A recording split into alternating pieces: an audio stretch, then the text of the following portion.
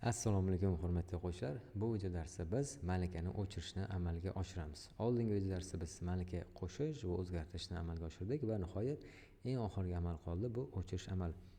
Buning uchun bizda hech qanday shablon kerak emas. Shunchaki o'chirgan paytda viewsda biz funksiya yasab qo'ygan bo'lamiz. Mana shu funksiyaga murojaat bo'ladi va mana shuni o'chirib tashlash kerak bo'ladi va yana qaytib shu sahifaga kelish kerak bo'ladi. Mana shu qismini qilamiz.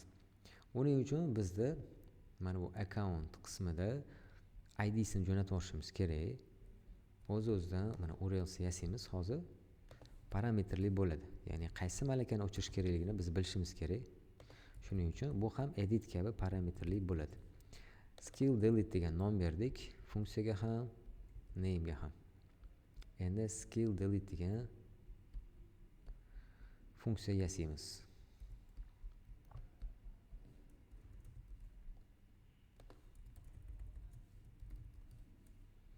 Bu yerdan xuddi shunaqa bazadan olamiz skillni va uni o'chirib tashlaymiz.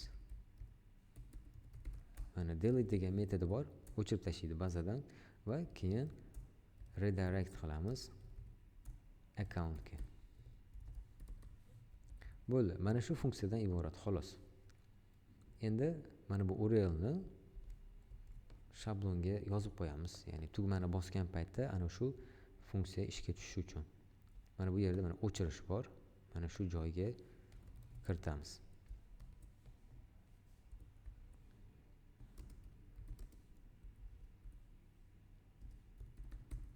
Skill ID. Bo'ldi. Tekshirib ko'ramiz. Sahifani yangilaymiz. Qo'shni bosaman. Yangi malaka qo'shaman. Yangi malaka qo'shildi. Endi o'chiraman. O'chirishni bosdim, o'chib ketdi. Bunisini bosdim, bu ham o'chib ketdi. Bo'ldi.